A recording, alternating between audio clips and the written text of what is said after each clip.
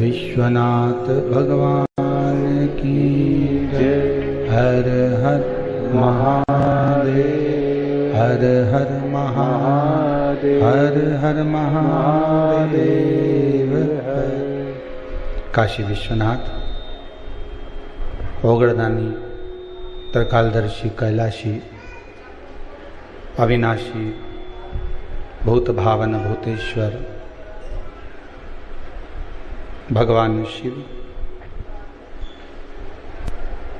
जिनकी पुनित पावन शिव महापुराण की कथा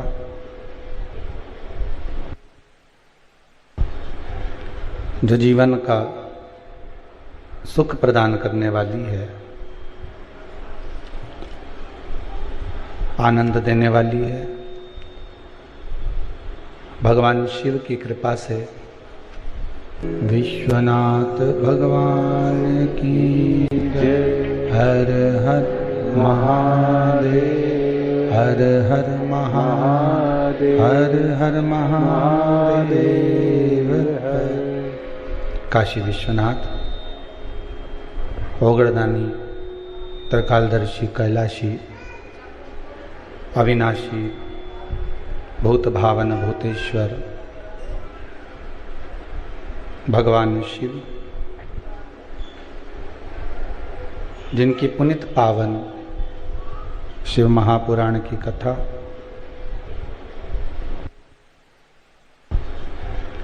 जो जीवन का सुख प्रदान करने वाली है,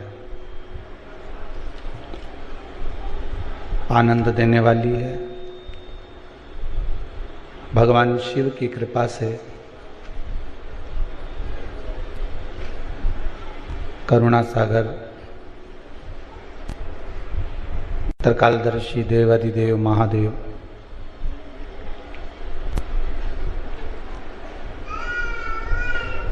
जिनके पूर्ण फल स्वरूप आशीर्वाद के रूप में ये पावन शरद पूर्णिमा के पावन अवसर पर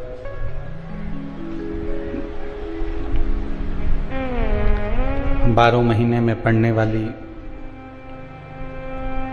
पुनित पावन पूर्णिमा शिव महापुराण की कथा को श्रवण करने का सौभाग्य प्राप्त हुआ है। बाबा करुणा सागर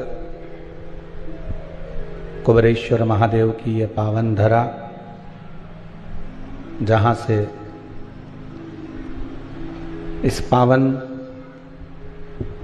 शिव महापुराण की कथा को लाइव आस्था चैनल के माध्यम से, फेसबुक, यूट्यूब के माध्यम से श्रवण करने का सौभाग्य अपन सभी को प्राप्त हुआ है।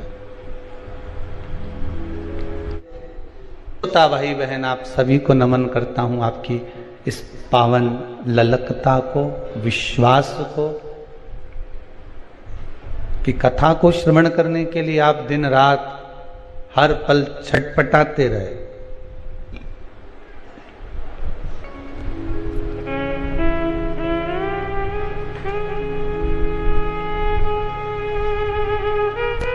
भगवान की पावन कथा सुनने के लिए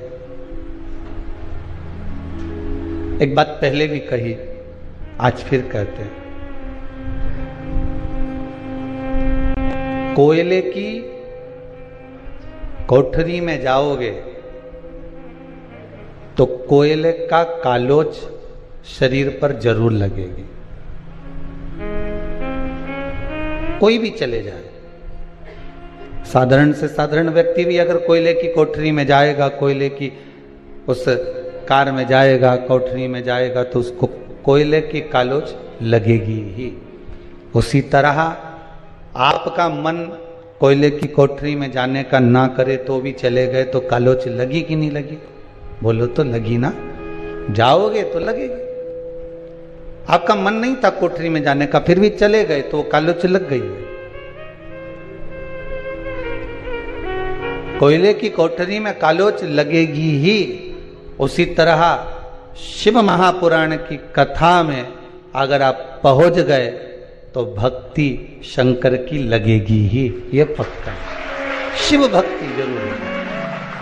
आप शंकर की कथा में अगर पहुंच गए हो, शिव महापुराण की कथा में अगर आप जाकर बैठ गए हो, कथा रस तत्व को ग्रहण करने बैठ गए हो, कथा रस तत्व को श्रवण करने बैठ गए हो, या टीवी चैनल के माध्यम से, कथा का समय थोड़ा सा बदला है, हमेशा कथा 2 बजे से 5 बजे होती थी, अब की बार कथा का समय बदल दिया गया, कथा सुबह 11 बजे से 2 बजे तक हो।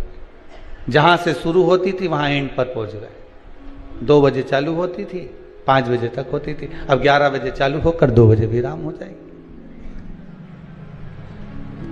जैसे कथा का समय निश्चित नहीं कि कभी 2 बजे हो रही, कभी 3 बजे हो रही, कभी 1 बजे हो रही, कभी रात्रि को हो रही, ये निश्चितता नहीं है। उसी तरह मनुष्य का उस परमात्मा से मिलन का समय भी निश्चित नहीं है। कब, किस पल, किस घड़ी, किस क्षण हम परमात्मा से मिले, किस रूप में हमें भगवान मिल जाए, उसका कोई निश्चितता नहीं।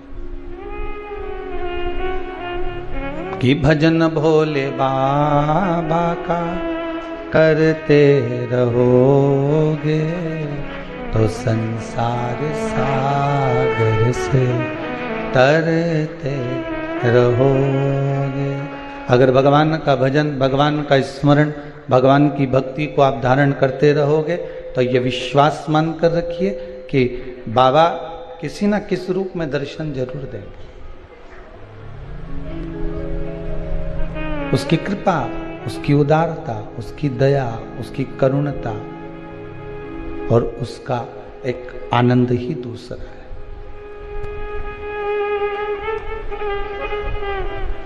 पूर्णिमा शिव महापुराण की कथा है।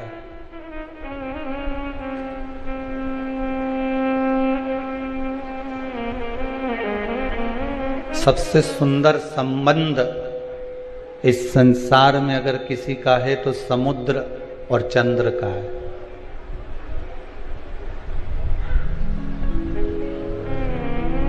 दुनिया का सबसे सुंदर संबंध है चंद्र और समुद्र का। चंद्रमा घटता है तो समुद्र की लहरें भी घटती है, ज्वार और भाटा।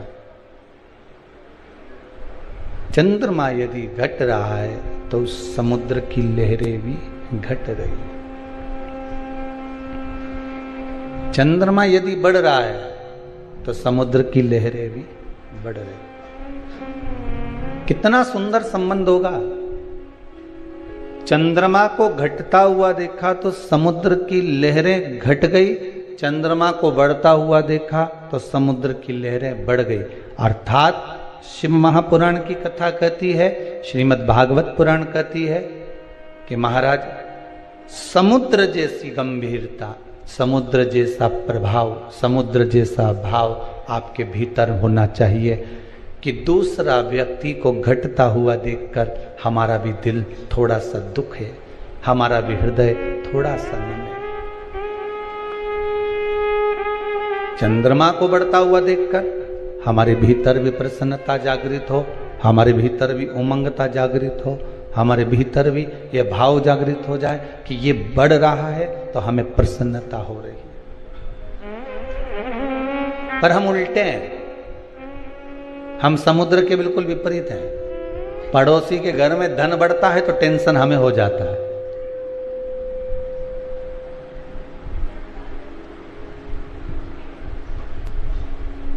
चार देवरानी जेठानी है। एक जेठानी के घर में लड़की हो गई, एक जेठानी के घर में छोरा हो गया। हमें प्रसन्न होना चाहिए। अगर बेटी हो गई तो अधिक प्रसन्न होइए और बेटा हो गया तो थोड़ा कम प्रसन्न होइए।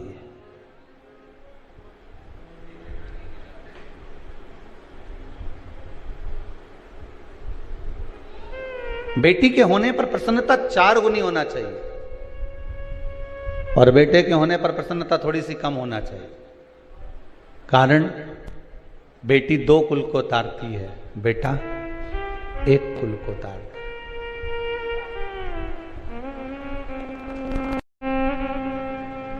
अब जो 2 कुल को तार रही है तो उसकी प्रसन्नता तो अधिक होना ही चाहिए, उसमें प्रसन्नता का भाव तो आना ही चाहिए, उसमें प्रसन्नता का आनंद तो होना ही चाहिए। हम दूसरे के सुख को देखकर हम सुखी हो जाएं, दूसरे के दुख को देखकर हम दुखी हो जाएं। ये समुद्र और चंद्र का जो भाव कहा गया है वो एक आनंद देने वाला। केवल एक समुद्र और चंद्र का संबंध नहीं, मेरे देव अधिदेव महादेव और चंद्र जो उनके मस्तक पर विराजमान है उसका भी संबंध प्रबल है। ये जितनी पूर्णिमा के व्रत हैं, जितने 12 महीने जो पूर्णिमा पड़ती है, पूनम पड़ती है, ये भले दुनिया के लोग कहते हैं कि ये भगवान राधा और कृष्ण से संबंध रखते हैं, राम जी से संबंध रखते हैं, राम और कृष्ण से संबंध रखते हैं, पर इनका यदि सही संबंध समझा जाए, इनके सही संबंध का यदि स्मरण करा जाए, इनके सही संबंधों का यदि वर्णन किया जाए, तो शिव और चंद्रमा के जो मिलन का केंद्र बिंदु है वही पूर्णिमा है। आगे अपन 12 महीने की जो पूर्णिमा की कथा है उसको श्रवण करेंगे।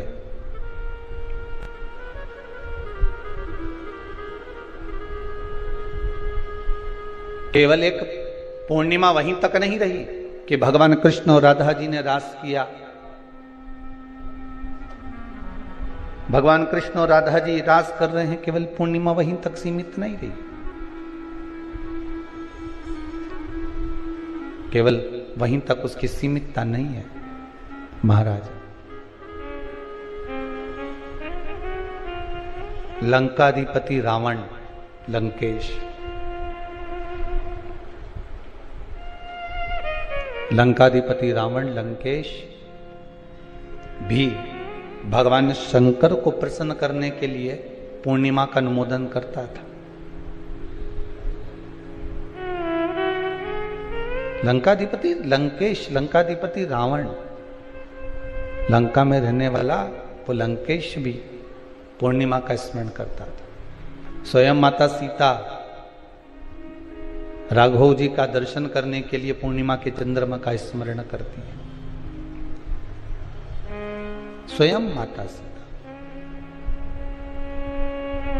माता पार्वती चंद्रदेव को देखकर बार बार स्मरण करती है शिव की भक्ति का। आप और हम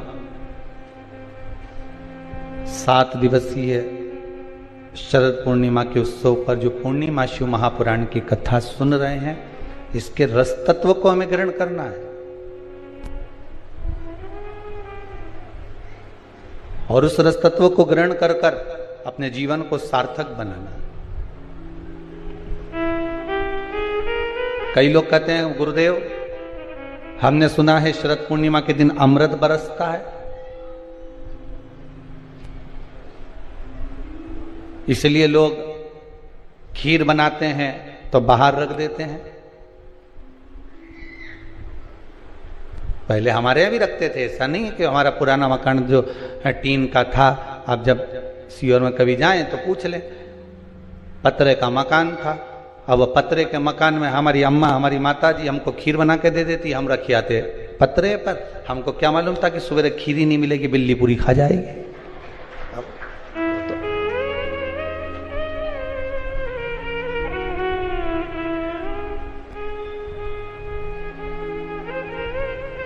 अब पहले ऐसा महसूस होता था कि हो सकता पड़ोसी पत्रे पे से कूद कर आ गए हो,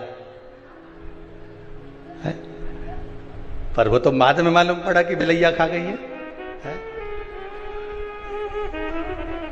अमृत बरस रहा। तो शिव महापुराण की कथा कहती है केवल एक अमृत की बूंद है क्या? तो कहा शरद पूर्णिमा के दिन जो आप, हम, संपूर्ण विश्व के लोग, संसार के लोग जो भगवान का भजन करते हैं, रात्रि के समय पर जो भगवान का स्मरण करते हैं, भजन करते हैं, कीर्तन करते हैं, मंत्र जाप करते हैं, नाम जाप करते हैं, यही तो वो अमृत है, यही वो अमृत है। और कोई अमृत दूसरा है ही नहीं, और कोई दूसरा अमृत है ही नहीं। अमृत यदि है तो केवल एक भगवत नाम का ही अमृत है।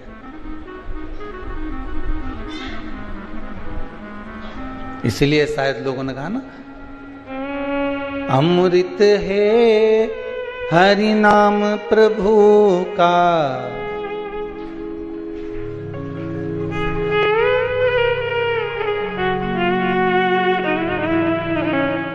हरि नाम नहीं तो जीना क्या, प्रभु नाम नहीं तो जीना क्या। अमृता सागर त्रिकालदर्शी कैलाशी अविनाशी शिव कर। जब ओघड़दानी त्रिकालदर्शी कैलाशी अविनाशी शिव की कथा कर, भगवान शंकर और चंद्रदेव, इन दोनों का भी संबंध बड़ा प्रबल है महाराज, बड़ा प्रबल संबंध। केवल एक समुद्र और चंद्र का ही संबंध नहीं, शिव और चंद्र का भी संबंध प्रबल है।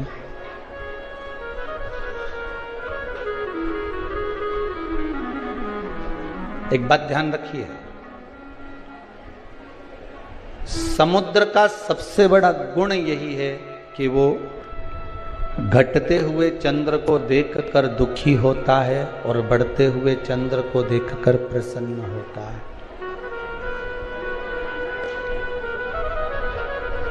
सबसे बड़ी प्रसन्नता ये, जब व्यक्ति के जीवन का अहंकार, अभिमान निकल जाता है, तो ये विश्वास मानिएगा कि आपके भीतर से विष निकल गया। क्या निकल जाना चाहिए? अहंकार।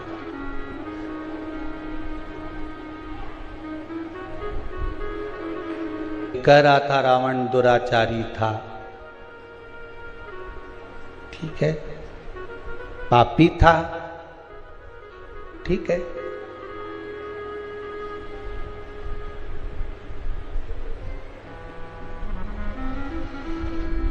रावण दुराचारी भी था आपके हिसाब से, पापी भी था, पर आज के मनुष्य जैसा दोगला तो नहीं था।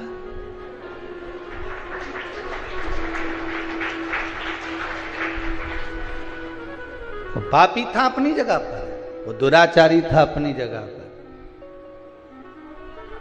पर दोगला नहीं था।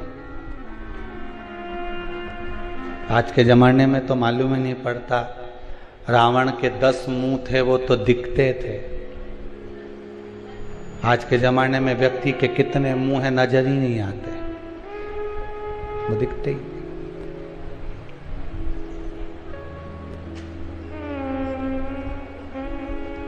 पर जिसने जो देखा उसे वही दिखा।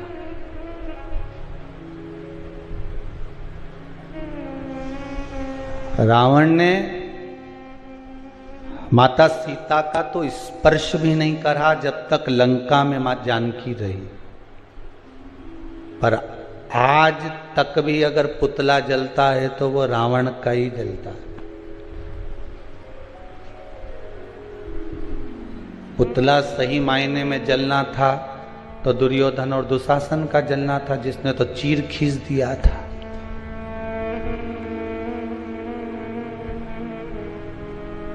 द्रौपदी का,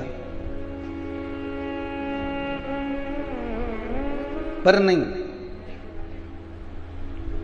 जिसने जो देखा।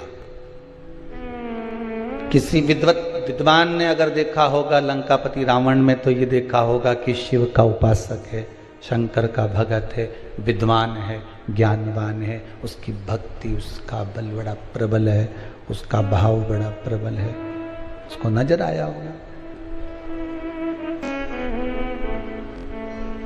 पर कुछ अगर देखना है तो एक बात जरूर देखिएगा लंकाधिपति रावण में, कि वो पापी भी था, वो दुराचारी भी था, पर दोगला नहीं था।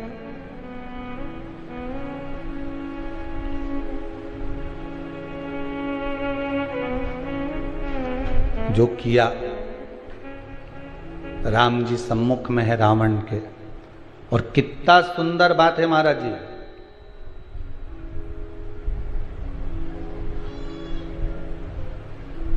रावण संहिता के अंतर्गत लिखा है, भगवान राम ने रावण के पास में अपने छोटे भाई लक्ष्मण जी को भेजा था जब वो पड़ा हुआ था भूमि पर।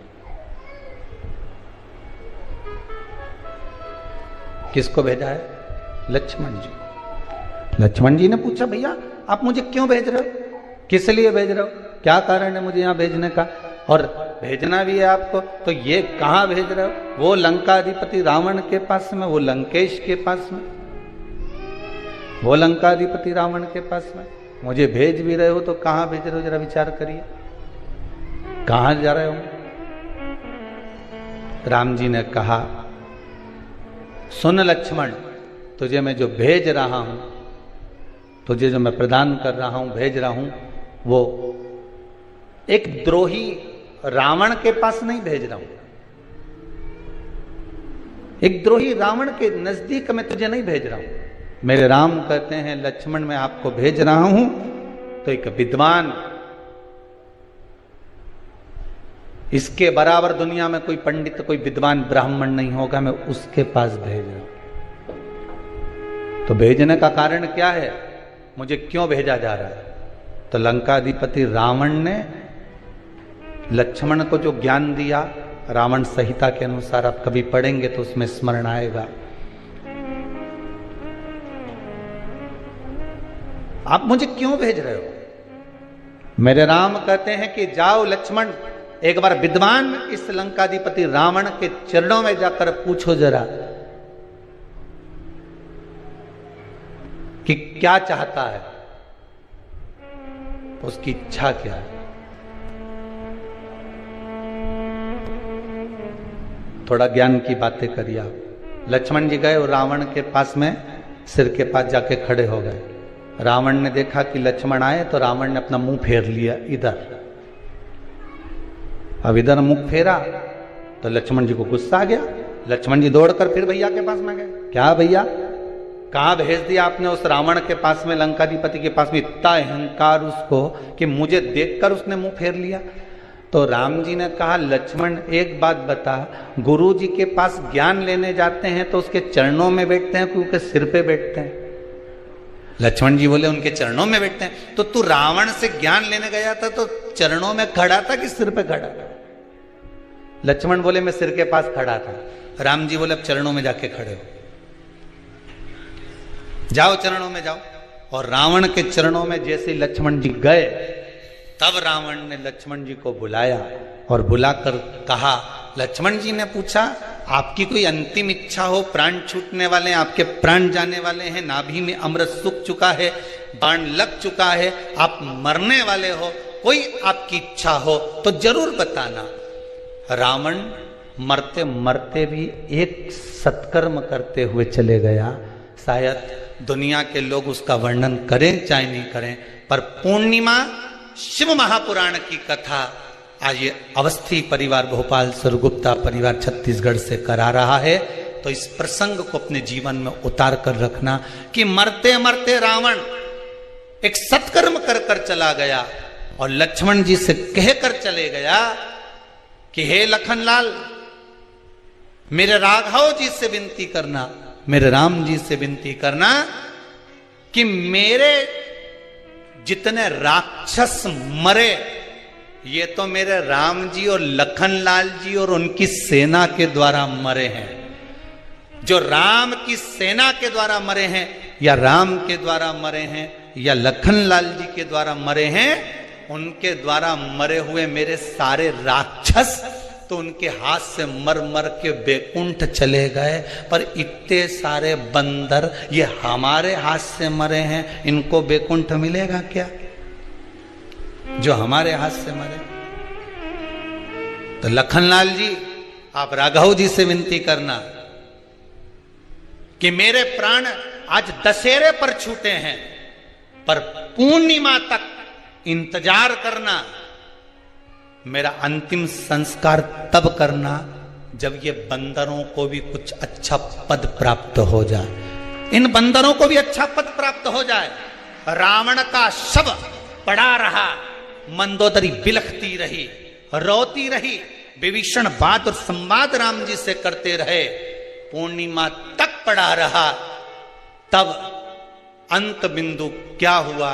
जब पूर्णिमा का चंद्र आया, तब राघव जी ने कहा, ए चंद्रदेव, आप शंकर जी के मस्तक पर विराजमान हो, कृपा करो, इन रावण के साथ वालों का उद्धार तो मेरे हाथ से मरते से ही हो गया, बस इतनी कृपा और कर दीजिए कि आपकी चंद्रमा की अमृत की बूंद इन बंदरों पर गिरा दीजिए, जिससे ये पुनः जीवित हो जाए, इनको अमृत तत्व मिल जाए। ये भक्ति का तत्व है, ये भक्ति का तत्व है। रावण के तब अंतिम संस्कार हुआ। अब सोचिए, जाते जाते भी भलाई का काम करके जा रहे हैं। और आज के जमाने में व्यक्ति जाते जाते भी पूरे झगड़े का काम करके जाता है। लिख के जा रहा हूं, ये मेरे शरीर को हाथ नहीं लगा, ये मुझे छुए नहीं। अरे ऐसा कहां का काम?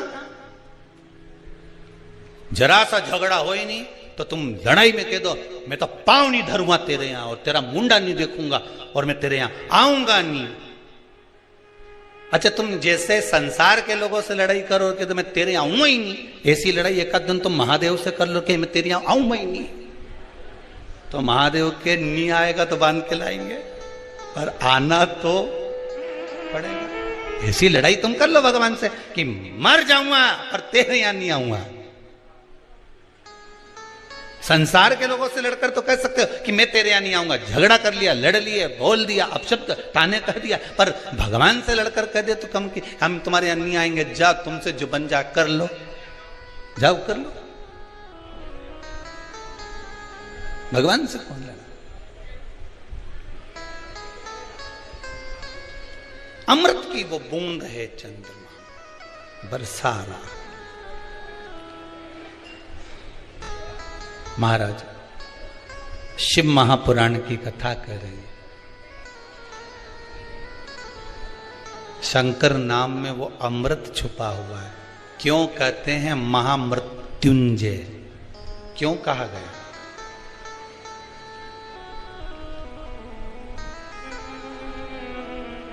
हम सार्वजनिक रूप से तो महामृत्युंजय मंत्र नहीं बोलेंगे, पर वायलिन के द्वारा, वाद्ययंत्र के द्वारा आप अपने भीतर से वेद मंत्र का स्मरण,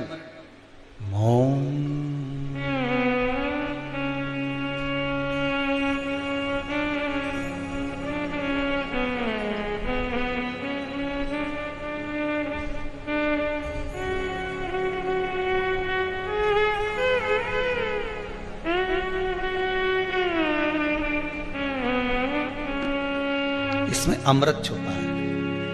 एक बार आप नेत्र बंद कर इसी वाद्यंत्र के साथ ध्यान लगाकर इस त्र्यंबक मंत्र का, महामृत्युंजय मंत्र का फिर एक बार स्मरण करिए।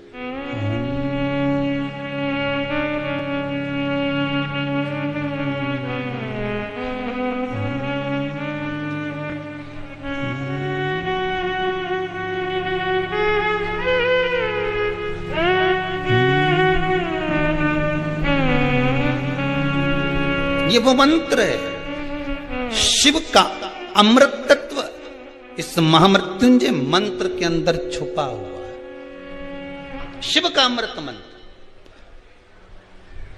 अगर किसी का एक्सीडेंट हो जाए, शुगर बीपी बढ़ गया, कोई बड़ा रोग आ गया, तो सबसे पहले आप पंडित देवता को बुलाकर, ब्राह्मण देवता को बुलाकर, अपने नगर के पुरोहित ब्राह्मण आदि जोगी सन्यासी जो भी है उनके पास में जाकर पूछोगे, गुरुदेव जरा पत्रिका देखिए, पत्रिका देखकर मेरे दादाजी का, मेरे पिताजी का, मेरी माताजी का, मेरे भाई का, बंधु का, सखा का, पति का, पत्नी का, बेटे का, पुत्र का, जरा देखकर बताओ कि इसका ग्रह क्या चल रहा है। और कह दिया इसके ग्रह तो सब ठीक है, नहीं नहीं गुरुदेव इसको कष्ट बहुत है,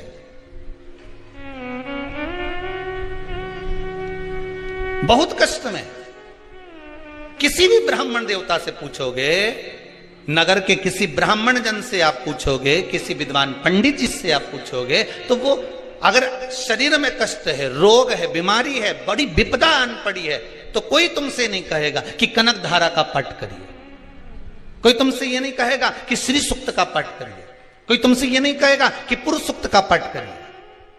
अगर विपदा भरी है, रोग बड़ा है, तकलीफ बड़ी है, कष्ट बड़ा है, तो कोई तुमसे ब्राह्मण जन, विप्रजन, विद्वान पंडित जन एक बात जरूर कहेंगे कि महामृत्युंजय का अनुष्ठान करवा लीजिए। क्यों? महामृत्युंजय के उस मंत्र में क्या छुपा है? महामृत्युंजय के उस मंत्र में है क्या? तो महामृत्युंजय के उस मंत्र में चंद्र और शिव का अमृत तत्व छुपा हुआ है।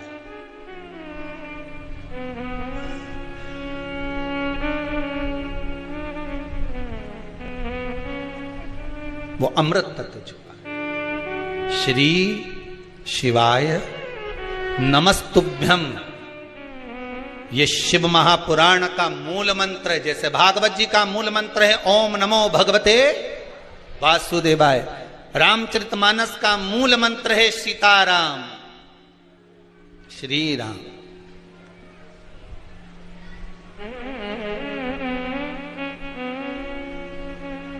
शिव महापुराण का मूल मंत्र है श्री शिवाय नमस्ते। इस मंत्र में कुछ तो सुख होगा। ये किसी ने पर्चा लिखकर भेजा है, देखिए पर्चे तो आए हैं पर हम पढ़ नहीं पाए हो ज्यादा।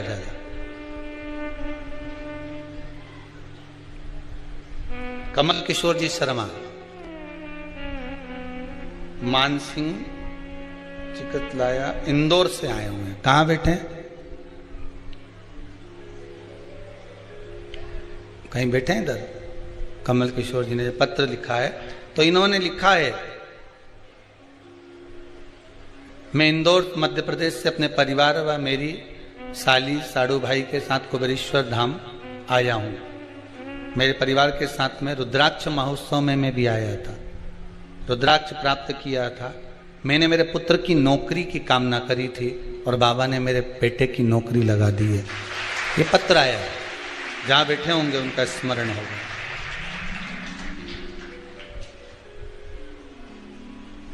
इसी में एक और चीज लिखी है उन्होंने कि मेरे पत्नी को भी कोरोना हो गया था 90%, पर बाबा ने खूब लाज रखी है। ये पत्र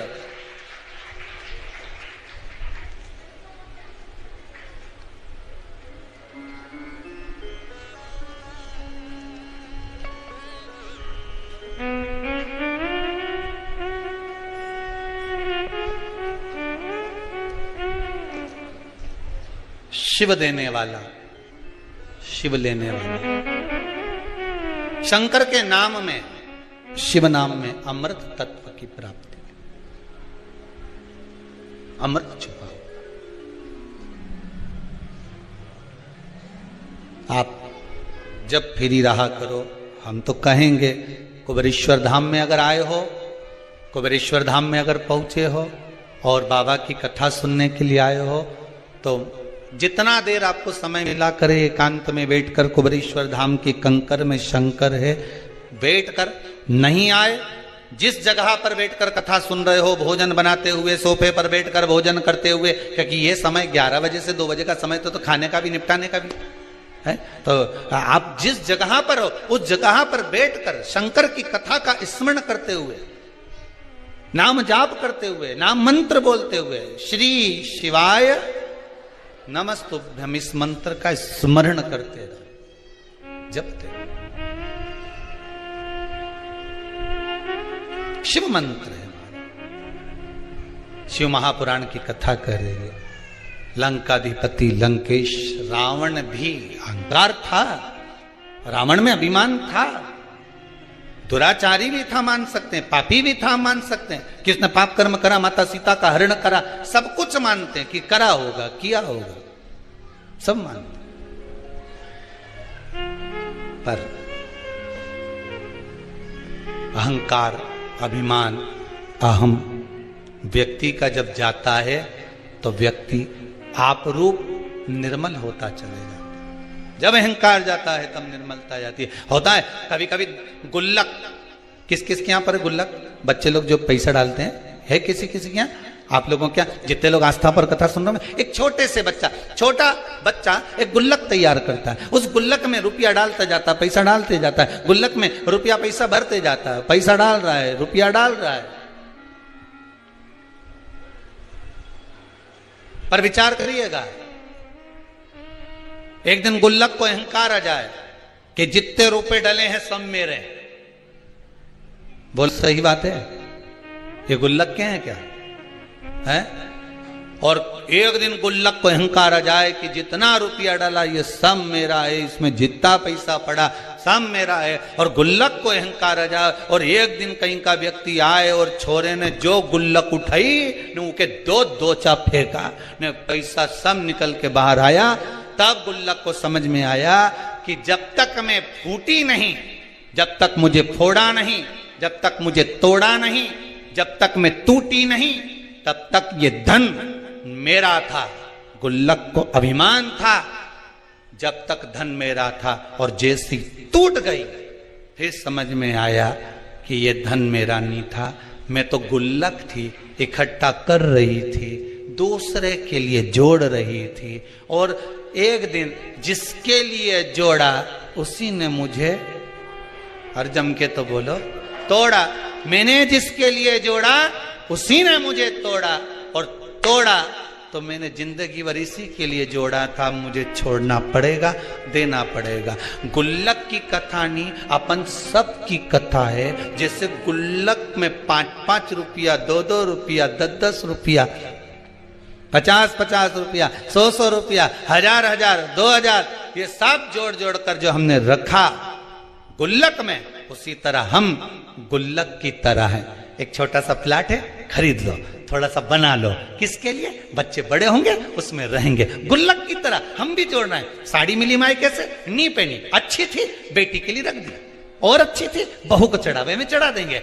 रकम ले रही हूं दिवाली पर, ऐसी रकम लूं कि बहू के चढ़ावे में चढ़ जाए, ऐसी रकम लूं कि बेटी के काम में आ जाए, ऐसी रकम लूं कि छोरा पहन ले, ऐसी रकम लूं कि छोरी पहन ले। अब हम गुल्लक की तरह पैसा जोड़ रहे हैं, जोड़ रहे, जोड़ रहे, और जिसके लिए जोड़ा एक दिन उसी ने तोड़ा। जिस चीज का तुमको अहंकार होगा, जिस चीज का तुमको अभिमान होगा, सबसे पहले परमात्मा उसको खींच लेगा। काया का अहंकार करोगे तो सबसे पहले काया जाएगी। धन का अभिमान करोगे तो सबसे पहले धन जाएगा। सबसे ज्यादा अहंकार होता है इन दांतों को खाने का। सबको काट खाऊंगा, सबको चबा जाऊंगा। पूरे शरीर में सबसे पहले यही जाए, पूरे शरीर में।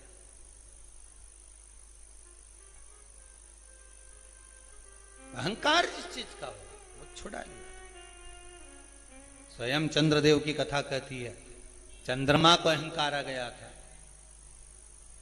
मेरी सुंदरता इतनी है, इतनी सुंदर चंद्रदेव स्वयं इतने इतने अभिमानित हो गए कि अपने गुरु की धर्म पत्नी तक को निगाह में, दृष्टि में भर लिया। अहंकार।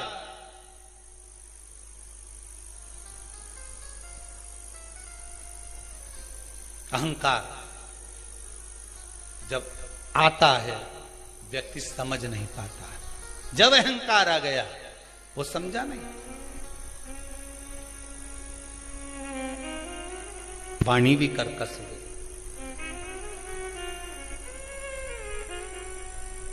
कौआ और कोयल दोनों में सबसे अच्छा कौन बोलता है? जम के तो बोलो जरा। कोयल अच्छा बोलती है, ठीक है। कौए ने तुम्हारा कुछ बिगाड़ा क्या? अरे बोलो तो जम के। नहीं। कोयल ने तुमको रिश्वत दी क्या? तो फिर तुमने कोयल का नाम काय को लिया? है? कोयल ने ना तो तुमको रिश्वत दी, कोयल ने ना तुमको कुछ एक केरी तोड़ के दी, कोयल ने ना तुमको कभी लड्डू लाके दिया, और तुमसे पूछा कि कौवा और कोयल में जोरदार कौन बोले, तो तुम तुरंत बोल दिए, जितने आस्था चैनल पे कथा सुन रहा है तुरंत बोले कोयल अच्छा बोलती है। तो कौवे ने तुम्हारा क्या बिगाड़ा था रे? वो तो बेचारा श्राद्ध में जीमने भी आए, और नहीं आए तो तुम थाली लेके काव काव करता रहा जा।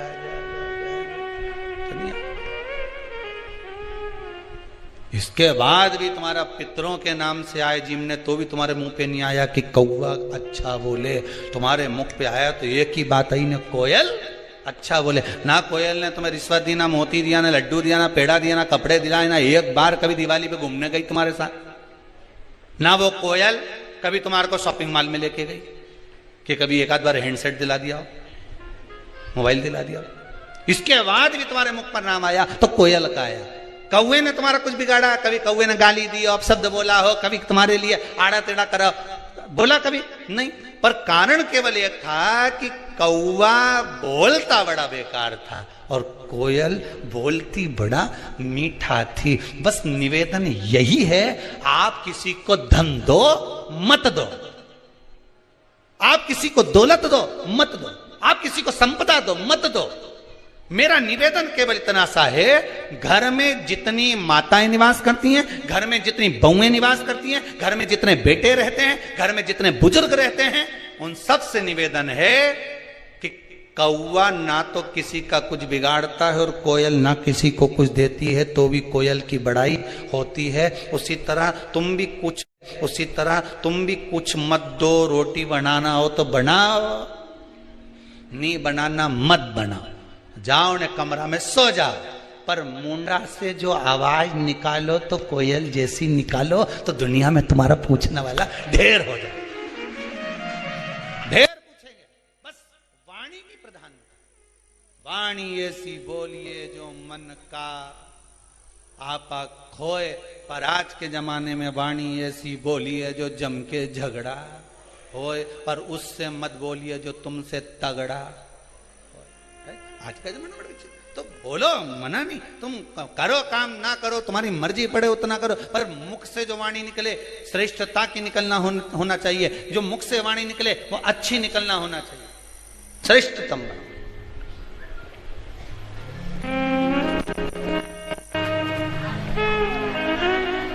मिठास,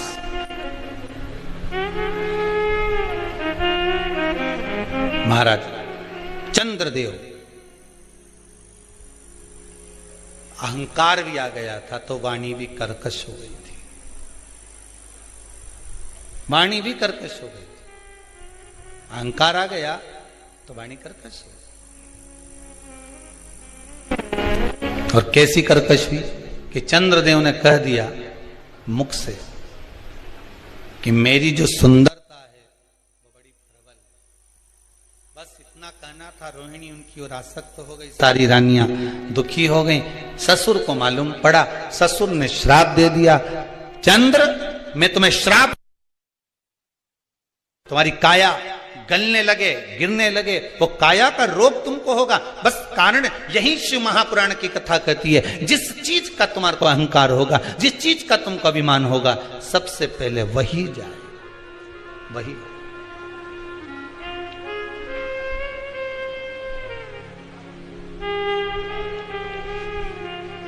वो कहे ना,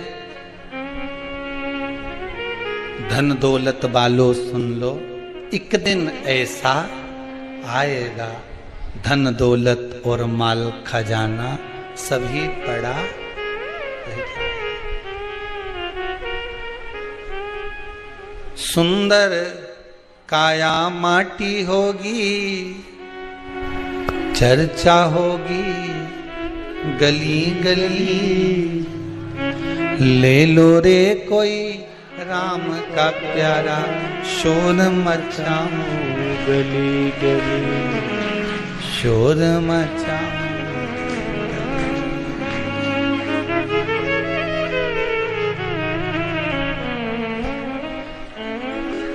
कोठी बंगलों वाली के बिगर नींद नहीं आए, वो शमशान में 3 दिन कैसे रहेगा? 3 दिन ही रखते ना। अरे बोले तो सही, एक दिन आग लगाई, दूसरे दिन तक ठंडा हुआ, तीसरे दिन भर के ले गए, छोड़िया। अब 3 दिन जो के मेरे पिताजी के बिना नहीं रह सकता, मैं अपनी माताजी के बिना नहीं रह सकता, मैं अपने बेटे के बिना नहीं रह सकती, मैं अपने परिवार के बिना नहीं रह सकता, वहां आग लगा के छोड़ आएंगे अकेले।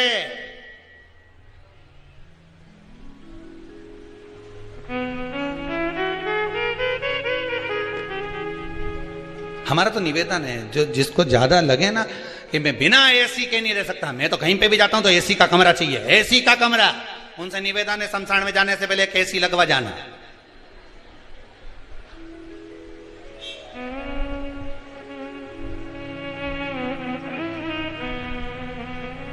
और कह देना ओपनिंग में करूंगा, जिस लिख के जाऊंगी, वसीयत में लिखो, बिना एसी के कमरे के में नहीं रह सकता। तो शमशान में बिना एसी के कैसे? तो एसी लगवाओ, बेटों से कहते शमशान में एसी लगवा। तो शमशान में कहां लगवाऊं? जहां मुर्दा जले। ओपनिंग कौन करेगा? जिस दिन मैं आऊंगा सोऊंगा, 3 दिन में ओपनिंग, बस तू तो लगवा। अरे कोठी बंगलो वालों सुन लो, एक दिन ऐसा, इसीलिए कहते हैं, बार बार निवेदन करते हैं, साल भर में कम से कम 5 दिन 7 दिन ऐसे निकालो कि गुरु के चरणों में जाकर रहो। जब गुरु के चरणों में जाकर रहोगे तो ना तुम्हारा एसी का कमरा मिलेगा, ना डनलप का गद्दा मिलेगा, एक जरा सा कारपेट मिल गया, उस पे छोटा सा चद्दर डाल लो, पड़े रहो। वहीं पे जाकर अहंकार टूटता है, केवल गुरु के दरवाजे पर। कहीं अहंकार टूटेगा तो वहीं टूटेगा, पड़े रहे 7 दिन 8 दिन गुरु के चरणों में जाकर, भगवान के चरणों में जाकर, किसी तीर्थ में जाकर, वहां अहंकार को तोड़ कर रहना, अहंकार के साथ। चंद्र को अहंकार था, काया का काया बेकार हो गई, ऐसी गई काया, टपकने लगी, टपक रही, रोने लगा चंद्र। क्या करूं मैं, करूं क्या? देव ऋषि नारद मिले, नारद भी गुरु हैं, गुरु ने बता दिया, और गुरु होता ही ऐसा है, मार्ग बता दिया।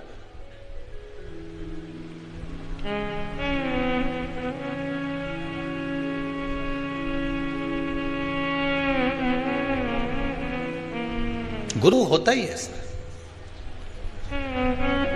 एक व्यक्ति कभी भगवान का भजन नहीं करता था, कभी नहीं, जीवन में कभी उसने सत्कर्म नहीं करा, भजन नहीं करा, पाप ही पाप करा। एक दिन उसकी मां ने कहा, क्या बेटा तू दिन भर पाप करता रहता, गलत काम करते रहता है?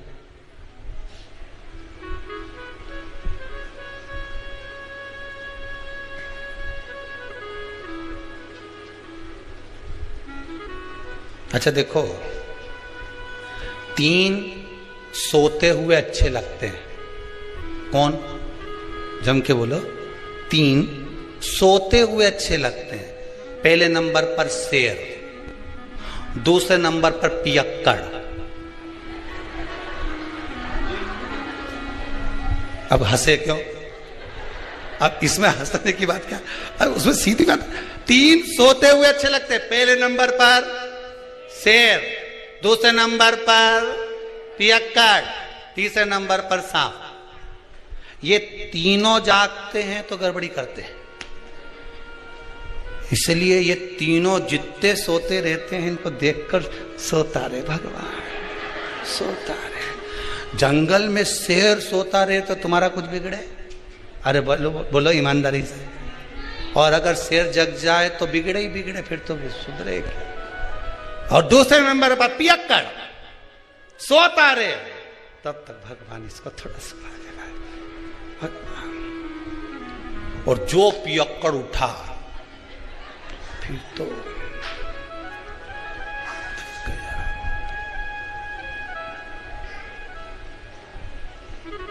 और तीसरे नंबर पर सांप सोता हुआ अच्छा लगता है। कोटर में भरा रहे, एक छिद्र में पड़ा रहे, सोया रहे, अच्छा है। और सांप जब जग जाए तो बिना पुंगी के भी पुंगी बच जाए। ये 3 सोते हुए ये जगह इनने गड़बड़ी करी, ये गड़बड़ करेंगे, इनको सौंप दो। अभिमान जब आया, काया तो एक कहा वो पाप कर्म में लिप्त था। माँ ने कहा बेटा कभी पुण्य भी कर लिया कर। कोई पुण्य नहीं करूंगा, मेरे को करना ही नहीं कोई पुण्य, मैं तो पाप ही करूंगा। एक दिन माँ उसको कहीं ले गई गुरुजी के दरवाजे पर, और उसने जाकर गुरुजी के दरवाजे पर भी खूब पाप कर्म करा। किसी को गाली दे, किसी को अपशब्द कहे, किसी को ताने दे, पूरे मोहल्ले का कचरा ला के गुरुजी के आश्रम में डाल दे। गुरुजी भी बड़े परेशान, कहां से लिया है इसको। फिर भी गुरुजी बोले ठीक है। अब वो जाने लगा। जाते जाते गुरुजी ने बहुत सारी बात एक दिन उसको लकड़ी तोड़ते समय कह दी। तोड़ते तोड़ते लकड़ियों को उतारते उतारते गुरुजी ने उसको बहुत सारी बातें कही। तो गुरुजी ने उससे पूछा मैंने जो कहा तूने सुना? तो पापी जो जीव था वो बोला काय को सुनूं, मैं मेरी मां को कह के आया था, एक शब्द नहीं सुनूंगा तुम्हारा। गुरुजी ने कहा नहीं सुना? नहीं सुना। अरे नहीं सुना तो क्या हुआ, परंतु अब तो सुन ले। क्या? कल शाम को 4 बजे तू मर जाए।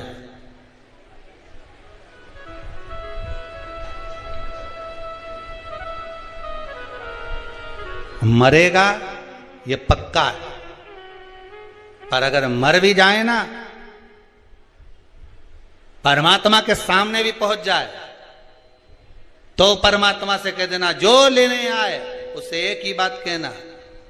वो पूछेंगे तेरे से कि पहले पुण्य भोगेगा कि पाप भोगेगा, तो कह देना पाप भोगूंगा और पुण्य को मुझे मेरी आंखों से देखना। बस इतना कहना और कुछ मत कहना। जा। अब इसको तो लगा कोई गुरुजी कोई सत्य बोलेंगे कि मैं 4 बजे मर जाऊंगा, और जैसे ही 4 बजे दूसरे दिन तो निपटी गया, मर गया। मरकर यमराज की कैद में गया तो यमदूतों ने ले जाकर इसको यमराज के सामने खड़ा करा। यमराज ने कहा बता पुण्य भोगेगा कि पाप भोगेगा? तो क्या पाप तो भोगूंगा पर पुण्य अपनी आंखों से देखूंगा। तो दोनों में से पहले क्या करना चाहता है?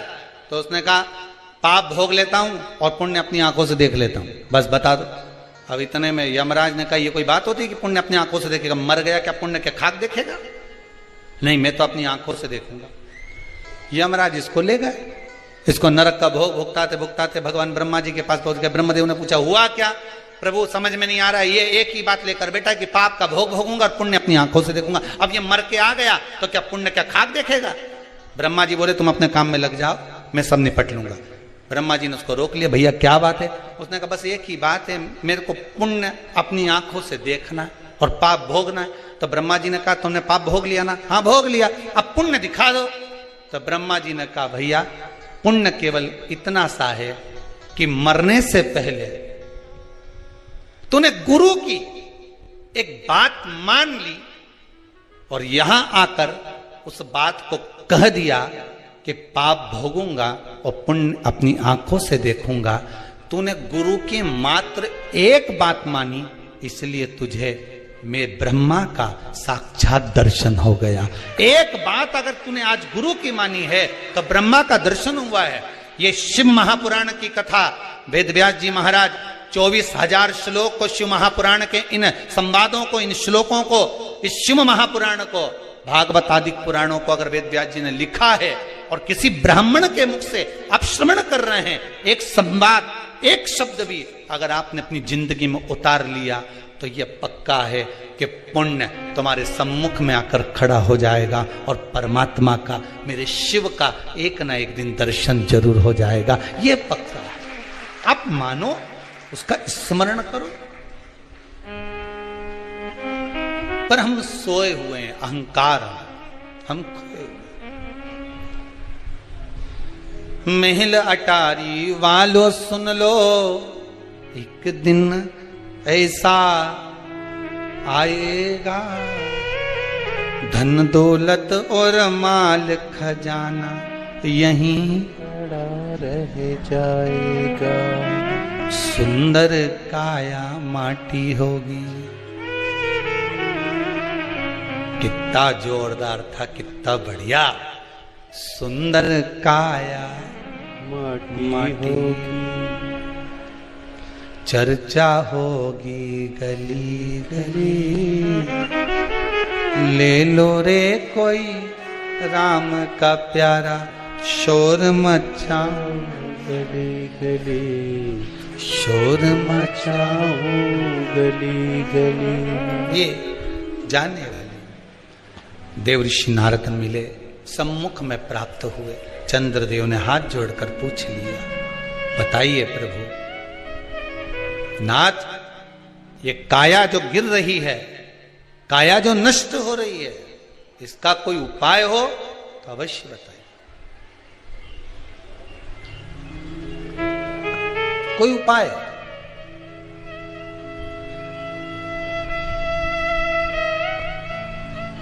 एक बात ध्यान रखिएगा,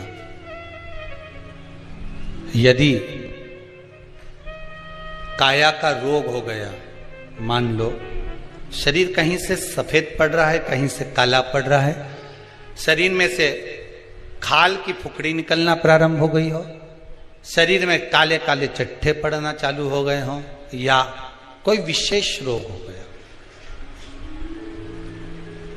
कोई विशेष।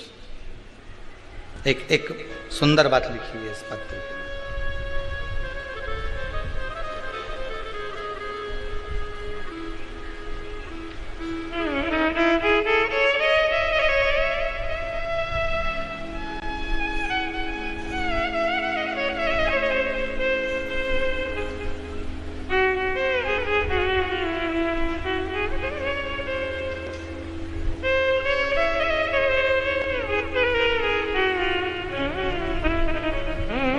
इसी पत्र में लिखा है,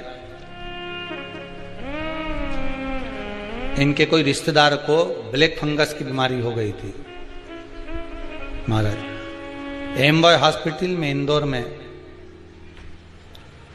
दिखाने के बाद भर्ती करा गया।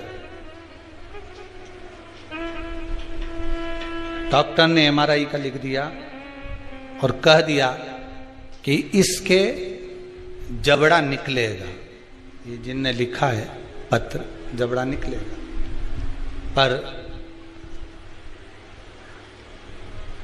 ऑपरेशन रूम में भी ले गए, इसमें लिखा है। ये पत्र हम यहीं छोड़कर जाएंगे, आप बाद में पढ़ते रहना।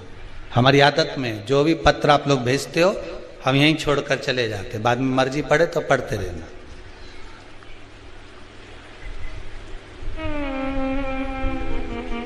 डॉक्टर ऑपरेशन रूम में ले गए और ले जाने के बाद बाहर जो बैठे थे उन्होंने श्री शिवाय नमस्तुभ्यम का जाप करना प्रारंभ करा, शिव पुराण पर विश्वास रखा। डॉक्टर बाहर आकर बोलता है कि जो पस भरा था हमने वो निकाल दिया, जबड़ा निकालने की जरूरत नहीं है और श्रेष्ठ है। यही शिव है, शंकर है ही है। अकाल मृत्यु वो मरे जो काम करे चंडाल का, काल उसका क्या बिगाड़े जो भक्त हो महाकाल का। शरीर में रोग है, बीमारी है, काया बेकार हो रही है, तो सीधी सीधी बात शिव महापुराण की कथा कहती है। सुंदर आनंद में श्रवण कर कर आप अपने जीवन को, ये पूर्णिमा शिव महापुराण की कथा कहती है, शरद पूर्णिमा आ रही है।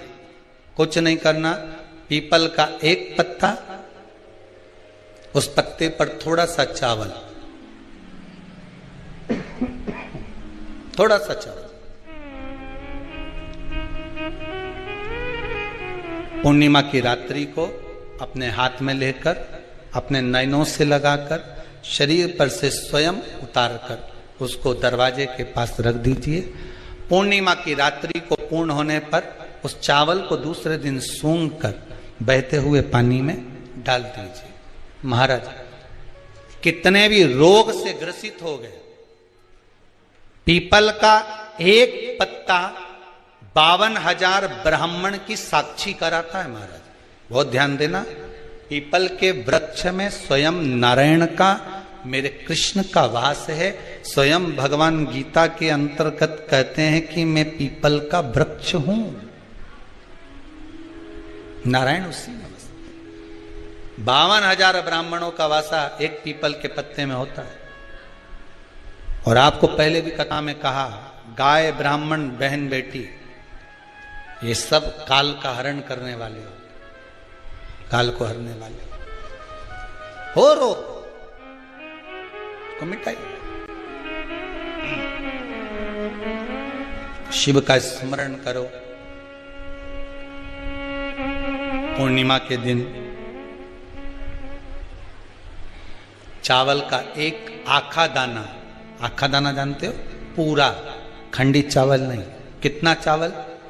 एक दाना चावल का शंकर भगवान के शिवलिंग पर समर्पित करिए। एक बेलपत्र जिसका डंडी का मुख अपनी ओर हो, जहां से चावल चढ़ाया है, उस चावल के ऊपर अपनी कामना कर कर रख दीजिए और चंद्रमौली भगवान का स्मरण करिए। कौन से भगवान?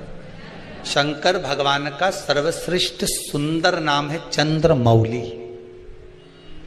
चंद्रमौली भगवान का स्मरण करिए। अपनी कामना कर कर बेलपत्र समर्पित कर कर शिव जी पर एक लोटा पानी, एक जल पात्र समर्पित करो, कलश से जल चढ़ा दीजिए। नैनों में वो जल लगाकर अपनी कामना कर कर वापिस घर को आइए। अगली शरद पूर्णिमा आएगी, जो कामना करी है मेरा चंद्रमौली भोलेनाथ उसे पूर्ण कर ही देगा। शिव उपासना के लिए जितनी 12 महीने में पूर्णिमा पड़ती है, एक एक पूर्णिमा का व्याख्यान वर्णन करेंगे। आज तो कथा का महत्तम दिवस है, पहला दिवस है, तो हम उसको महत्व समझें कि पूर्णिमा का महत्व क्या है। हम उसका महत्व समझें कि शंकर और चंद्र का रिश्ता क्या है, संबंध क्या है।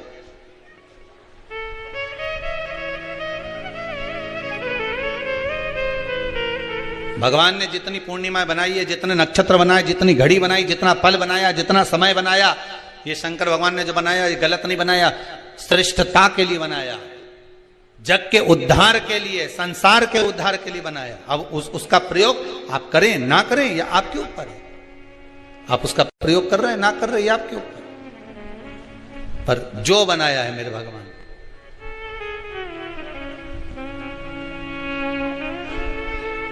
शिव देने वाला। चंद्रमा ने देवऋषि नारद के चरण को पकड़ लिया। नारद जी बोले क्या हो गया? बस मेरा अहंकार था, इतना अहंकार मुझे काया का था कि मुझे काया के अभिमान में मैं अपने गुरु की धर्म पत्नी को भी अपशब्द कह गया, उसको भी मैंने गलत दृष्टि से देख लिया। जब व्यक्ति को धन का अभिमान आता है, अहंकार काया का हो, धन का हो, वैभव का हो, सत्ता का हो, जिस चीज का व्यक्ति अभिमान करता है उसमें सब कुछ भूल जाता है कि ये मेरी माता है, कि ये मेरे पिता है, ये मेरे भाई हैं कि मेरे बंधु हैं, कि मेरे सखा हैं।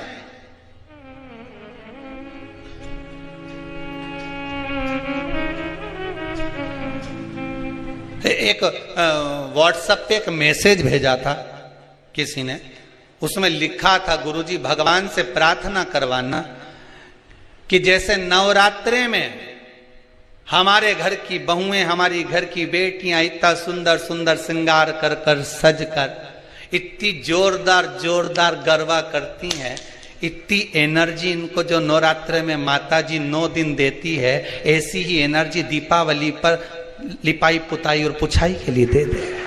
ऐसी प्रार्थना कर। नवरात्र में इतनी एनर्जी इनमें आ जाती है कि डंडा ले लेके ये एक पाँव वहां, एक पाँव वहां। बस भगवान से प्रार्थना करना गुरुदेव की ऐसी एनर्जी हमारी बहू बेटियों में भगवान दिवाली तक ऐसी दे दे कि सारे डब्बे पोंछ पोंछ के धर दे। घर में जितना भी झाड़ू पोछा है, ये अच्छी टेबल पे चढ़ी यूं मार समझ ले वही खेल रही। ये पत्तो फिर पेंट में, फिर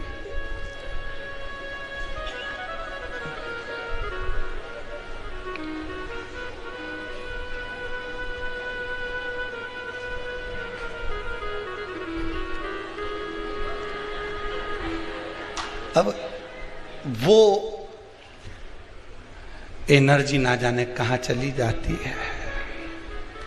9 दिन के बाद अगर सास कह दे कि बेटी उधर से झाड़ू लगाती लगाती लिया और सारे रसोई घर के डब्बों को निकाल के धो के पोंछ ले। उतने में तो 4 दिन से तो मेरी कमर ही दुख रही है, एनर्जी खत्म। वो बल समाप्त। शिव कथा कह रही है अहंकार ना करिए। अहंकार में 3 गए, धन, वैभव और वंश। ना मानो तो देख लो रावण, कौरव, कंस, ये तीनों अहंकार में चले गए। आपका अभिमान, आपका अहंकार आपको परमात्मा से दूर कर देगा, भगवान से।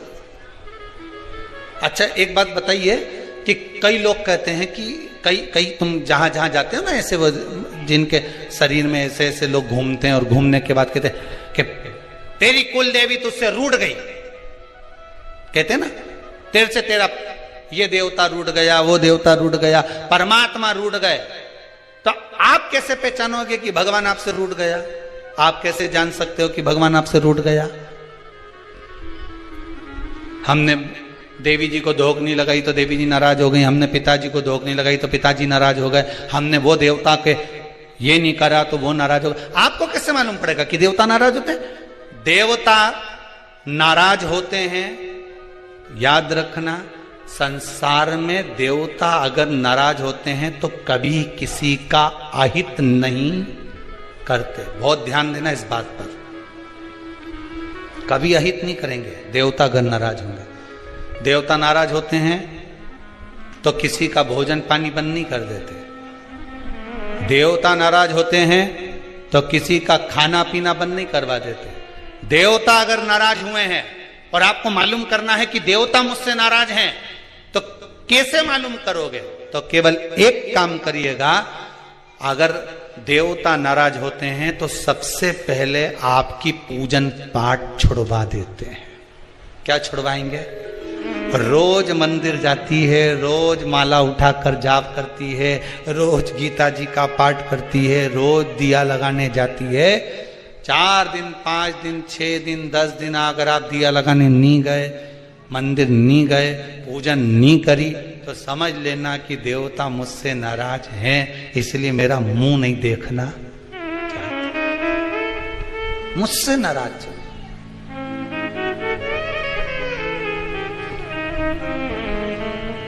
लक्ष्मी नहीं आ रही घर में, देवता नाराज है? नहीं नहीं नहीं, लक्ष्मी नहीं आ रही उसके लिए देवता नाराज नहीं है। लक्ष्मी नहीं आ रही उसके कारण तुम्हारा अहंकार है। भगवान ने जब दिया था उसको सत्कर्म में नहीं लगाया था। एक बात इससे पहली वाली कथा में कही थी, शरीर चले और तुम्हारे याद है तुम लोगों को? बस उतना याद कर लो, बहुत है। इतनी बात तुम लोग याद कर लोगे ना तो आने वाले समय में 2-1 साल में तो तुम हम बस इतनी याद कर लो। बस हर कथा में से इतनी निकाल लोगे ना तो थोड़ा तो यहाँ समझ में तो आए, लगे तो सही कि कथा अंदर गई।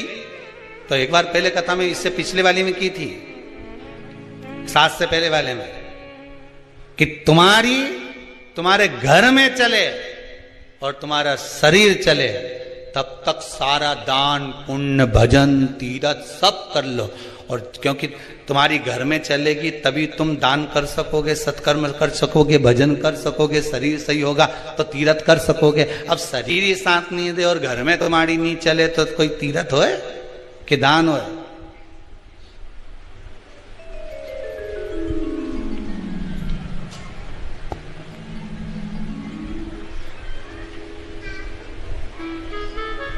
कैसे भजन करें? एक परसों की बात है, एक माता जी आकर बोली थी, गुरुजी मेरा शरीर बहुत कांपता है। शरीर इतना कांपे, मैं घर से लोटा पानी का भर के ले जाऊं तो वहां जाके पूरा खाली हो जाए। अब आप बताओ शंकर जी पानी कैसे चढ़ाऊं? हमने भी सोचा बड़ी गजब की बात है। अब शिव पुराण में लिखा है कि वहीं का लोटा, वहीं का पानी, वहीं के शंकर को चढ़ाओ तो पुण्य नहीं मिले, इसलिए घर से ले जाओ। और अगर वहां का चढ़ाओ तो कुछ एक आध रुपया पानी का जो भरा होगा, जिसने जिसने मजदूरी करी होगी, जिसने लाया होगा, तो वो पहले दान पेटी में डालो, उसके बाद चढ़ाओ। तो हमने कहा माता जी एक काम करो, तो मंदिर में से पानी भर लिया करो। अरे गुरु जी भरने को तो भर लूं, पर आपने कहा था थोड़ी सी दक्षिणा चढ़ाओ। मेरे पास तो इतना भी नहीं है कि मैं दक्षिणा चढ़ाऊं, आप बताओ लोटा कैसे लेके जाऊं। तो हमने मन में सोचा हमें ही मिले ऐसे कृष्ण। अब हमने कहा तुम एक काम करो, तुम मंदिर मत जाओ, तुम तो घर में रहो, भगवान का भजन करो, श्री शिवाय नमस्तुभ्यम जपती रहो।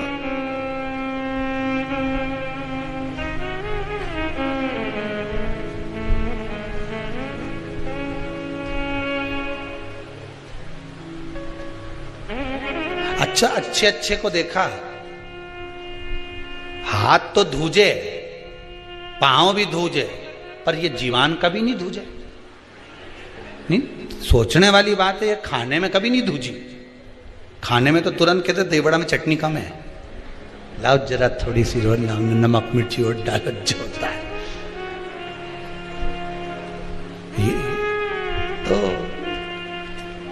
कहा मां घर में रहो, श्री शिवाय जपते रहो। कहा गुरुदेव इससे क्या होगा?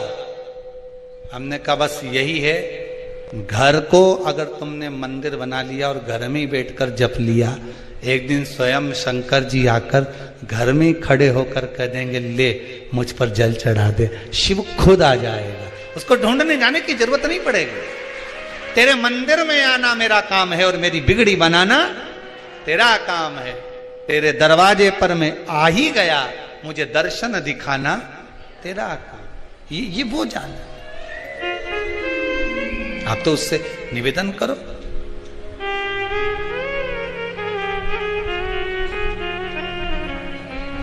बस चंद्रदेव ने नारद जी से निवेदन करा, देवर्षि नारद मेरी काया बेकार हो गई है, कृपा कर दो। नारद जी ने पूछा भाई हो क्या गया था, ऐसा क्या हुआ कि तुम्हारी काया बेकार हो गई, कारण क्या हुआ ऐसा? हुआ क्या ऐसा जिससे काया तुम्हारी बेकार हो गई? मेरा अहंकार, मेरा अभिमान।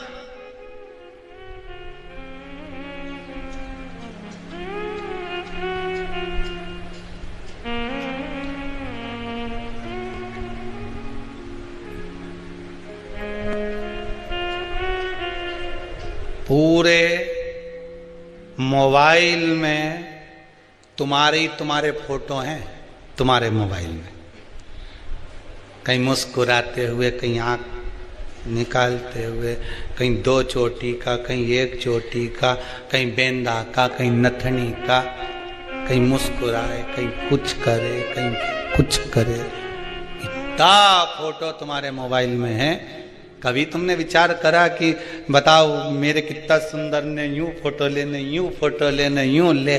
कभी कभी जैसे तुमने विचार करा कि इस मोबाइल में मेरे फोटो भरे हुए हैं और अलग अलग स्टाइल के भरे हुए हैं, कभी कभी तुमने विचार करा कि मैं एक दिन माला लेकर बैठ जाऊं और जैसे मैंने फोटो, जितने मोबाइल में मेरे फोटो हैं उतने ही माला आज मैं जप के बताऊंगी, श्री शिवाय नमस्तुभ्यम, श्री शिवाय नमस्तुभ्यम, श्री शिवाय नमस्तुभ्यम। फोटो तो बढ़ रहा है, फोटो तो बढ़ रहा है, पर भजन बढ़ रहा है क्या?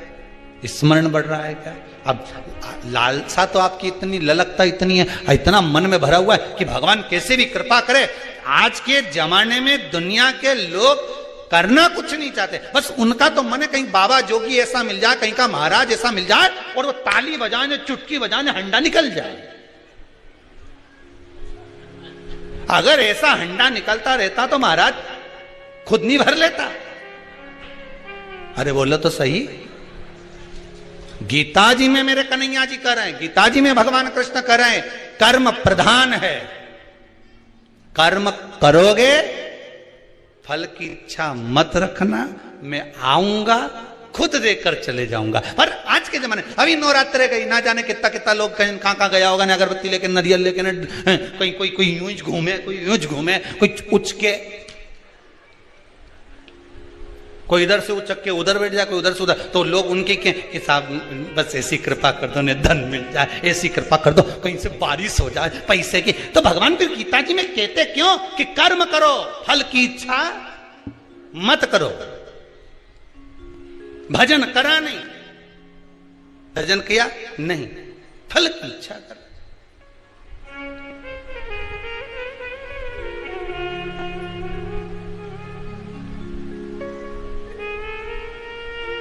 कितना विश्वास इस गुप्ता परिवार में, अवस्थी परिवार गुप्ता परिवार कथा करा रहा है। ये गुप्ता परिवार में छत्तीसगढ़ से ये कथा करवाने के लिए आई हैं माता जी और उनके साथ, तो कितना विश्वास होगा इनका। कल ये बता रही थी कि इनके परिवार में किसी को कैंसर हो गया था, ये यही छत्तीसगढ़ वाले। जरा माइक दीजिएगा उनको।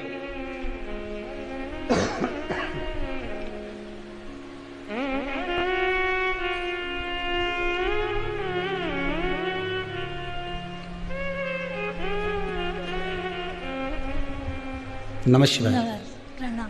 ये छत्तीसगढ़ से आई हैं और इनके शरीर की अगर हालत आप देख लेंगे तो यहां से हॉल का गेट तक जाने में कम से कम 10 मिनट लग जाए।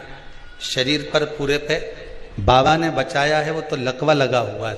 और इतनी हालत शरीर की, जरा मैं कहूंगा जी जी आप 2 मिनट के लिए खड़े होंगे, पकड़ के खड़ा कर दो उनको।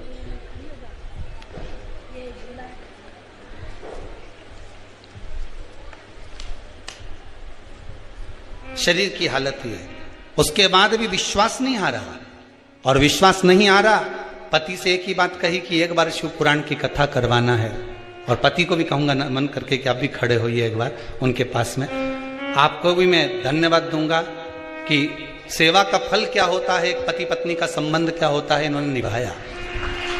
बहुत बहुत साधु बात है। केवल एक प्रश्न के चक्कर में इन्होंने शिव महापुराण की कथा करवाई कि इनके कोई रिश्तेदार को कैंसर हो गया था और डॉक्टर ने, जरा उनकी मुंह से सुनना चाहूंगा। मेरे भैया हैं, बड़े भैया, दूसरे नंबर वाले भैया, उनको कैंसर हो गया था जी। उनको तो उम्मीद ही छोड़ दिए थे वो अपना कि मैं नहीं है। तो हम लोग बोले कि भैया आप श्री शिवाय नमस्तुभ्यम का जाप कीजिए, बाबा जरूर ठीक करेंगे। और वो इतना मन से अपन जाप किए हैं कि आज हर उनका नॉर्मल रिपोर्ट आया है। बाबा की कृपा। बता रही थी कि भोजन भी नलियों से दिया। अभी 8 दिन पहले निकला है, नली से कर रहे थे इतने दिन तक। साल भर से नली में खाना खाए। 1 साल से नली से खाना जा रहा था, अब तो ठीक है, अब नली निकाल दी। हाँ। बस बाबा की कृपा। बैठिए। इतना विश्वास शिव के ऊपर है। और फिर निवेदन करेंगे, इस कुबेरेश्वर धाम में ना तो कोई भभूत दी जाती है, ना कोई बेल दी जाती है, ना कोई नग दिया जाता है, ना कोई फल दिया जाता है। यहां तो केवल कंकर संकर है। एकांत में बैठो, श्री शिवाय नमस्तुभ्यम का जाप करो, आए हो सेवा करो, बन सके उतना भजन करो, और बाबा से विनती कर कर जाओ, 3 महीने में वापस बुला लेता है। ये है ही बाबा का। ना बेल, ना भभूति, ना कोई विद्या, कुछ भी नहीं। यहाँ तो एक ही विद्या, श्री शिवाय, श्री शिवाय। बस भजन करो जितना कर सकते हो, उसके सिवा कुछ नहीं। भजन देव लोगों को ये मंत्र जाप। हम तो आपसे भी कहेंगे कि दुनिया के लोगों को अगर आप धन नहीं दे सकते, किसी को कुछ दान नहीं कर सकते, तो नाम का दान तो दे सकते हो। घर के लोगों को सिखा दीजिए कि घर में कम से कम एक बार सब बोलेंगे श्री शिवाय नमस्तुभ्यम। नाम जाप तो सिखा सकते हो, नाम का दान तो दे सकते हो। कितने संकटों को हरने वाला मंत्र। चंद्रदेव को काया का रोग हो गया, काया टपक टपक कर गिरने लगी। रोग देखकर आज नयनों में जल भर गया। देवऋषि नारद से कहा, आप मुझे बचा सकते हो, आप कृपा करिए, आप दया करिए, कोई सतगुरु मिले। सतगुरु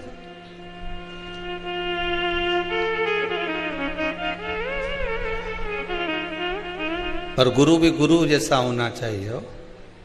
नहीं तो आज का जमाना में तो गुरु फिरे बाजार में, हमसे दीक्षा ले, नरक पड़ो चाहे स्वर्ग जाओ, पर लिफाफा हम ही को दे। नहीं तो आज का जमाना में तो गुरु भी इतना हो गया कि जानना मुश्किल है कि असली कौन है नकली कौन, कैसे पहचानो, कैसे जानो,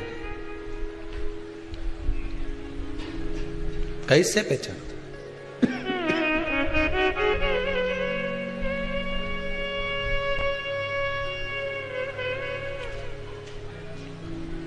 सतगुरु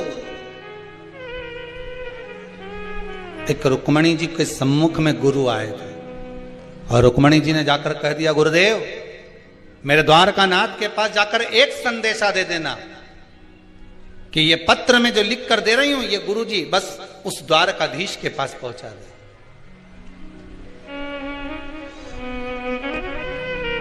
बस ये पत्र पहुंचा दे, बाकी के सब तो वो द्वारकानाथ देख लेगा। मैं तो द्वार द्वार पर हारी, पर सब कोई मिलते भिकारी। हो एक दाता द्वारिका नाथ, मुझे तेरे पास बुला ले। तेरी नहीं हे मेरे बाबा, तेरी माला जपूंगी दिन रात, मुझे तेरे पास बुला ले।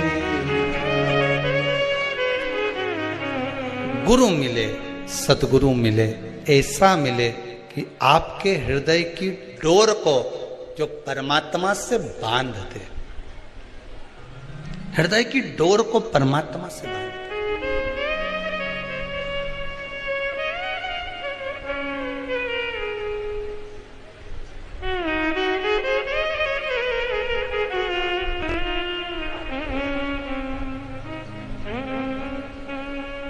हृदय की डोर, जैसे धन उलझ गया, तुमने तो कोई अच्छा सोचकर किसी को पैसा दिया,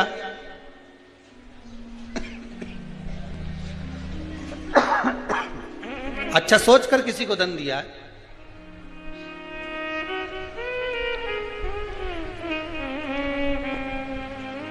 और वो धन उलझ गया, नहीं आ रहा, पैसा वापस दे ही नहीं रहा।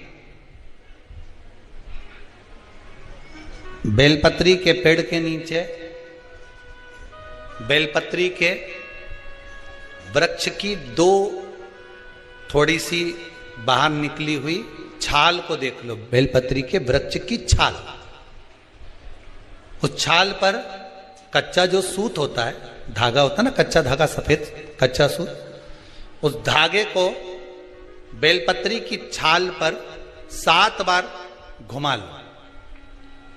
चारों तरफ मत घुमाना, नहीं तो चारों तरफ धागा लेके घूम जाओ। बेलपत्री का जो वृक्ष होता है उस वृक्ष की छाल पर 7 बार घुमा लीजिए। ये केवल शरद पूर्णिमा का ही उपाय है, इसके बाद नहीं करना है, केवल एक ही दिन होगा। बेलपत्री की छाल पर उसको घुमा लीजिए 7 बार घुमाकर, जब वो जनेऊ की तरह हो जाएगा ना, उसको उतार लीजिए। बेलपत्री के वृक्ष के नीचे घी का दिया लगाइए, हाथ में उसको रख लीजिए। जिस व्यक्ति को तुमने धन दिया और वो उलझ गया, नहीं दे रहा, पैसा पहुंचा नहीं रहा है, उस छाल पर जो धागा आपने लपेटा है, श्री शिवाय नमस्तुभ्यम का स्मरण कर कर बेलपत्री के पेड़ के नीचे कुंदकेश्वर महादेव का नाम लेकर उस धागे को शंकर भगवान को छुआकर महाराज माता पार्वती के चरणों में ले जाकर छोड़ दीजिए। अब विनती कर कर छोड़ दो और निवेदन कर दो, माँ मेरी इतना धन है, इतना पैसा है, विश्वास कर कर मैंने उसको दिया था, वो नहीं दे रहा, माँ से निवेदन करो। फिर कहेंगे संसार वालों के सामने जाकर रोगे तो दुनिया के लोग हंसी उड़ाएंगे। आप किसी से कह दो मेरा 5 लाख रुपए वो लेकर भाग गया, दिया काहे को, हमसे पूछा था, हमने कहा था। दुनिया के लोगों के सामने जाकर कहोगे तो हंसी उड़ाएंगे, अच्छा है लेकर भाग गया, अच्छा है डूब गया। हमें किसी के सामने नहीं रोना। द्रौपदी के 5 पुत्र जब मारे गए तो द्रौपदी किसी के सामने जाकर नहीं रोई। द्रौपदी अगर रोई तो परमात्मा के चरणों में जाकर रोई।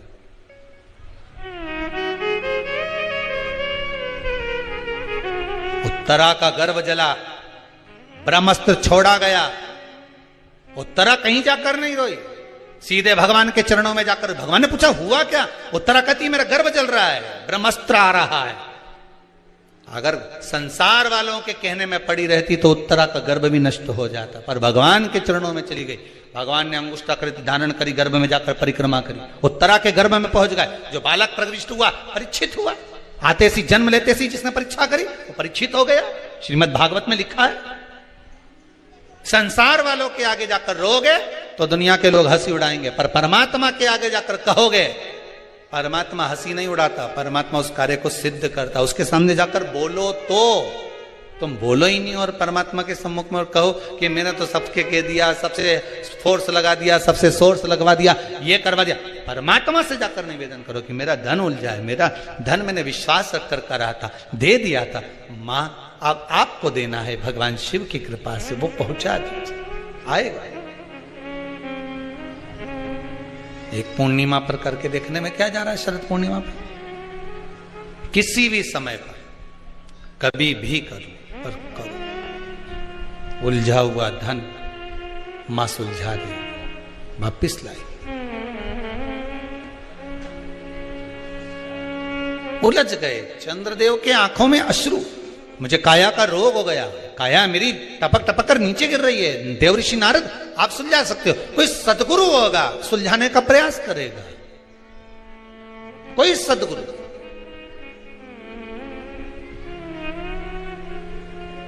300 ऋषि राजा परीक्षित को मिले थे रास्ते में जाते जाते। कोई कह रहा था हम यज्ञ करा देंगे, कोई कहता हम ये करवा देंगे, कोई कहता हम ये करवा देंगे।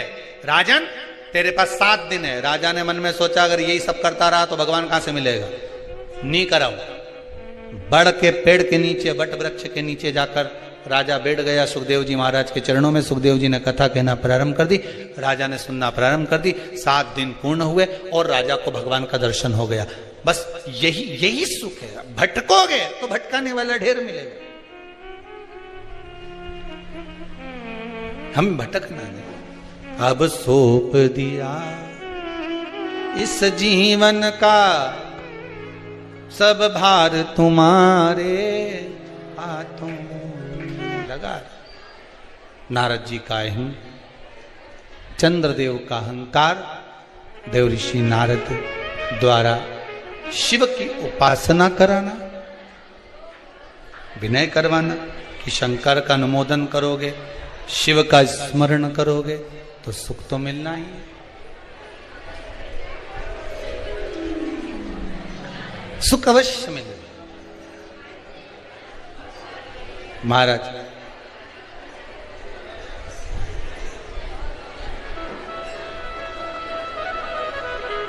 संसार में आए हो, मृत्युलोक में अगर जन्म लिया है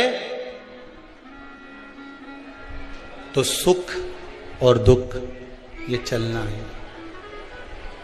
काय के लिए जन्म लिया था? माता के गर्भ से जब हम पैदा हुए थे महाराज, तो माता के गर्भ से जन्म लेने के बाद हमारा एक ही भाव था, ये दोनों मुष्टिकाएं बंद थी, प्रयास किया गया, निवेदन किया गया, हे भगवान हमें माता के गर्भ से बाहर निकाल दे, हम भजन करेंगे। पर भजन में कोई लगा, सब भोजन में लग गए।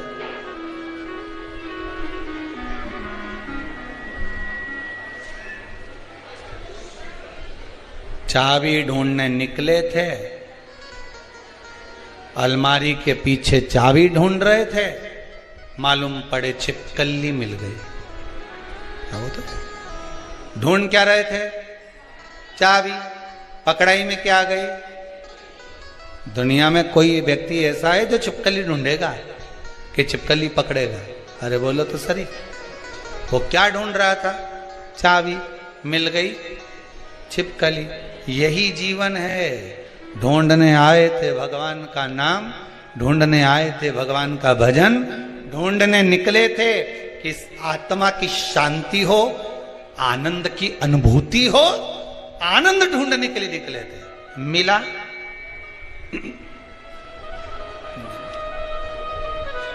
चाबी की जगह क्या हाथ लगी?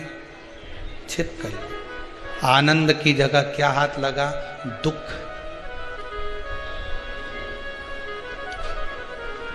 कितने बड़े बड़े संत, कितने बड़े बड़े साधु, कितने बड़े बड़े तपस्वी, कितने बड़े बड़े विद्वान, ज्ञानवान, जो विद्वत्ता में भी परिपूर्ण है, वो भी क्या ढूंढने निकले थे? संत बनकर क्या ढूंढना है? भगवान। क्या ढूंढने निकले? जम के बोलो जरा। भगवान को ढूंढने निकले, आनंद ढूंढने निकले कि मुझे परमात्मा मिलेगा। मैं अगर वन में जाकर तप करूंगा परमात्मा मिलेगा, मैं पर्वतों पर जाकर बैठ जाऊंगा परमात्मा मिलेगा, मेरे मन की शीतलता मिलेगी, मुझे आनंद की अनुभूति होगी, मुझे भगवान मिलेगा। चाबी ढूंढने निकले थे, हाथ में क्या आ गई? जम के तो बोलो, छिपकली। सुख ढूंढने निकले थे, हाथ में क्या आ गया? केवल दुख।